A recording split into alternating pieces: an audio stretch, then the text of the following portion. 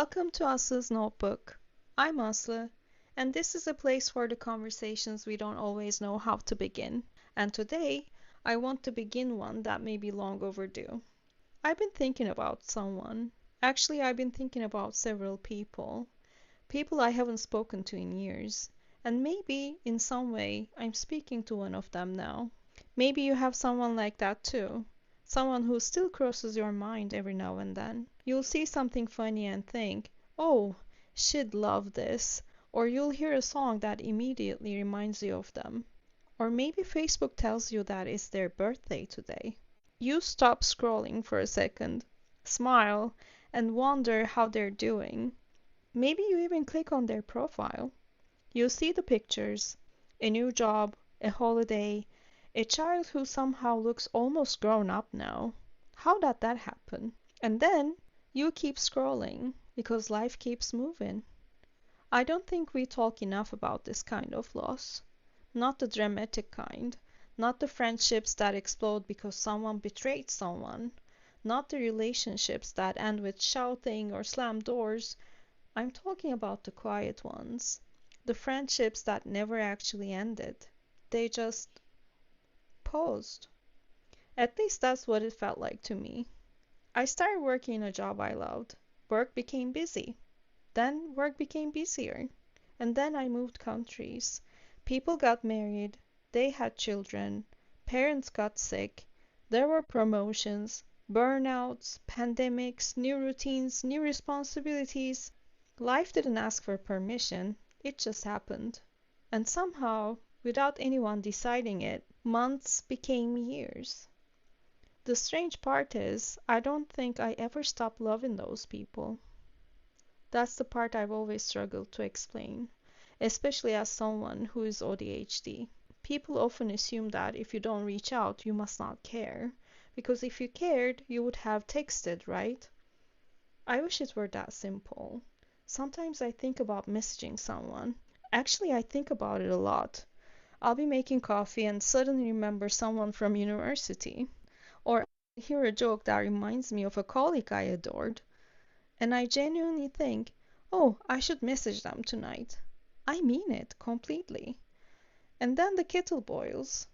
Someone sends me a Slack message. I remember I forgot to put in a request for a new phone case. The dishwasher needs emptying. The dinner needs cooking.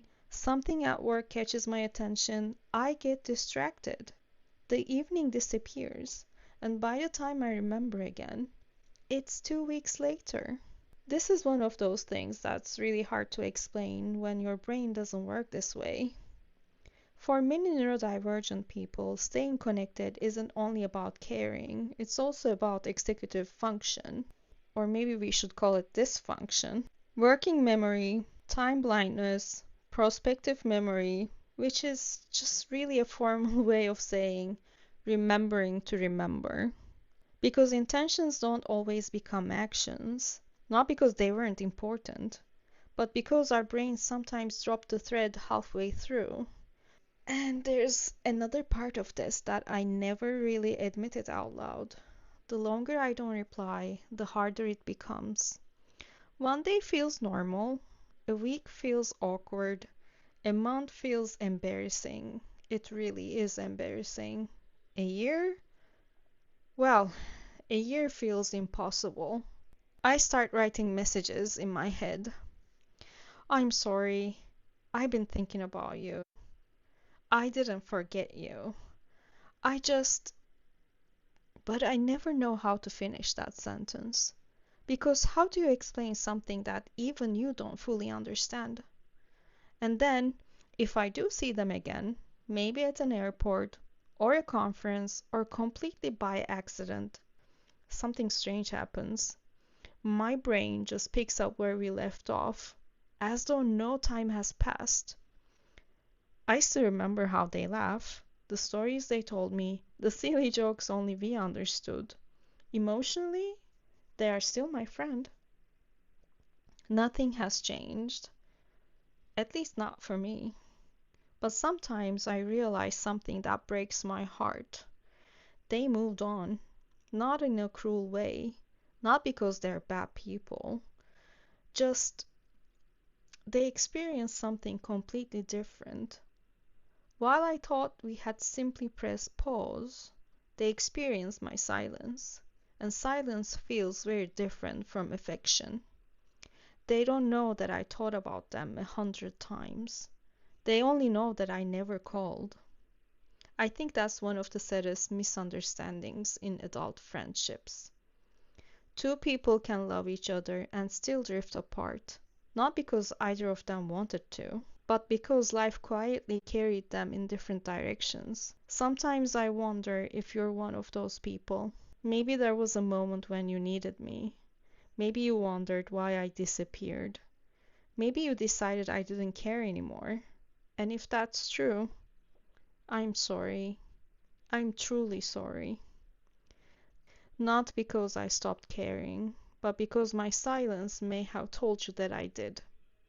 And those are two very different stories.